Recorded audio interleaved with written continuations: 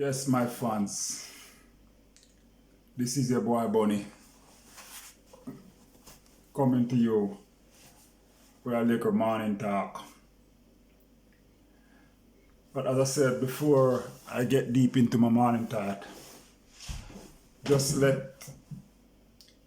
remind you, if it's the first time on this channel, remember to just hit that subscribe button and turn it from red to gray and be a part of the family. Now, I just want to take back all my fans, worse to those in Jamaica, St. Thomas, because I just want to focus back and lick off the things them that I do while I was back home, growing up and doing things in Jamaica. I want to focus back from Morant Bay to Cedar Valley and some of the things that I have done in my growing up life and place that I have lived while I growing up in Jamaica. So I will start like from Cedar Valley to Morant Bay. If I was to go back into Morant Bay and I could say that I live in Morant for a while. Morant was where they're building that new bridge in Morant right now. The whole of that area at the time was planted out with sugarcane. And as far back I can remember, where the sun factories, the grind in Morant, across the road from there, we used to have a garage over there where we work on tractors. I used to work with a guy called Willie. I used to learn trade with him. There's a house used to be there where we used to live. I used to live in that house, and I used to work on the cane plantation. So all where the cemetery is now, all of those places was pure sugarcane. Where the school is was pure sugarcane. A lot of people probably wouldn't even remember or know that those area was pure sugarcane. I cut cane in those places for Surgery and Sugar Estate.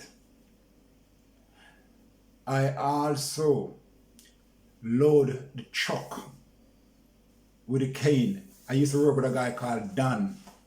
He used to have a Fargo truck. And I used to load cane and Dan truck. I move on into York. I work in the York area. I work in seafood area, but I was living in seafood as well. I used to work for a man called Mr. Bailey in seafood. He used to have a welding shop, and I was living across the road up in the hills at the time. I have a lot of experience, but the problem is I supposed to work with Mr. Bailey as a apprentice to the welding, but I've never get the chance and the privilege to do welding because what I was getting, Mr. Bailey used to take me and they used to carry me all over the places like White Horses and everywhere where they put up burglar bar. They used to use me to dig out the wall and the house to fit the burglar bar them in. And I was supposed to be learning trade. I've never get the chance to use that welding plant. I sweep the shop, I grind the grill, I paint the grill, and I go out and put them up on people's house. Also, Mr. Bailey used to have a lot of cows up at Surge Island. And he used to take me because I was you know, when you're poor and things hard with you. So it's like, if you avoid go around and steal people things and do things, you take the opportunity for every little thing that you can get to get a little change in your hand. And I used to have to go up to Surgery Island and run Mr. Bailey cow them all around the place behind Surgery Island milk factory. But you know something? I'm not gonna bash myself. I give God thanks. After I've done all of those things and I managed to get myself a license, I got back into seafood again, and I was driving a car for a coolie buyer that was, first I was driving a car for his dad first, because his dad used to have a shop in Seafood Square, and he buy a cart in a car. He used to drive that Fremont taxi from Morant Bay to Seafood and Trinity, and then buy one. I was driving that for buyer as well. So that's my little thing. I drive taxi from Morant Bay to Cedar Valley for a while, and then I launch out from there. You know, but I just saying, you know, when you poor, you're poor. Because your life do not stay anywhere. Your box here and your box there and your box there and your box there. And everybody who find that can get a little opportunity out of you, they take it. But at the same time, there's opportunity for you as well, because although they're using you, but you're still getting something from it. But my little breakthrough is when I go and extend my license that I could drive minibus. So I went back to Kingston and I started to drive the bus in Kingston, and I launched out from there and I started to drive truck.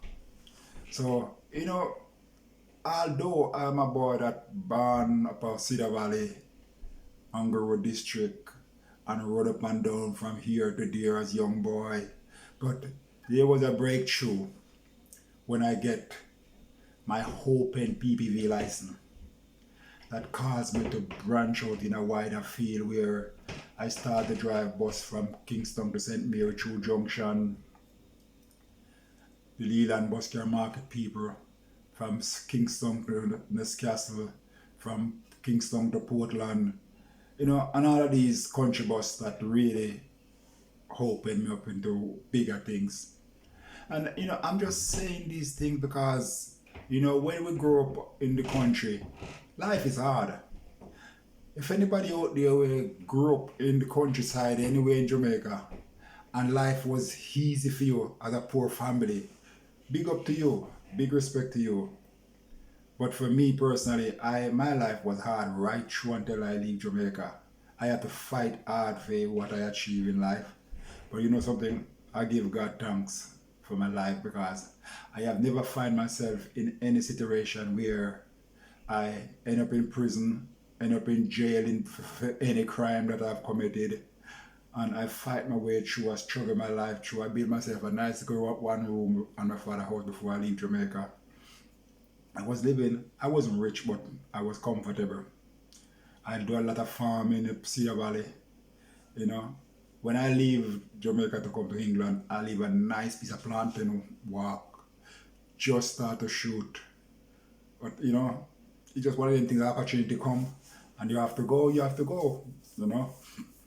But I said, I want to give thanks to every person who helped me during my struggling time of life, whatever situation, whatever way you help me, whether to drive your car, to weed your land, to paint your house. You know, big up, there was a man living Seafood called Sabayeng. I don't know if anybody remember Sabayeng, right across housing scheme, gate up a Seafood.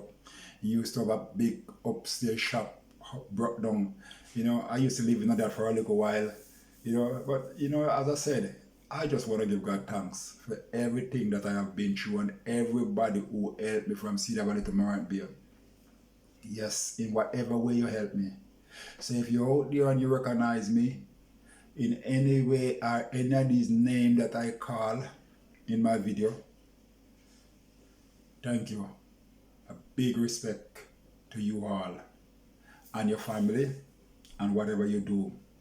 So if you recognize any of this name that I call, just underneath comments and said yes, I just type the name. Big respect to you. Willie from Seafoot, if you're still out there and you know me, a big respect to you. I learn a lot from you in the mechanic world. But remember when you have your birthday party for Seafoot, you know, jump me off. I wake up the next morning, a whole car with things down my trousers. But one love to you. Big up the whole of Jamaica, Seafoot and Morant Bay. Yeah, I used to live at Somerset Crossroad. Trust me, I move up and down Jamaica. I move all around from St. Thomas to Kingston, over the place. But I'm saying, just between Cedar Valley and Morant Bay, I live so much different place. But one love, my one love, one love. I love everybody. Peace and love, joy, happiness I bring to you. Your boy Bunny, in and out with my talk.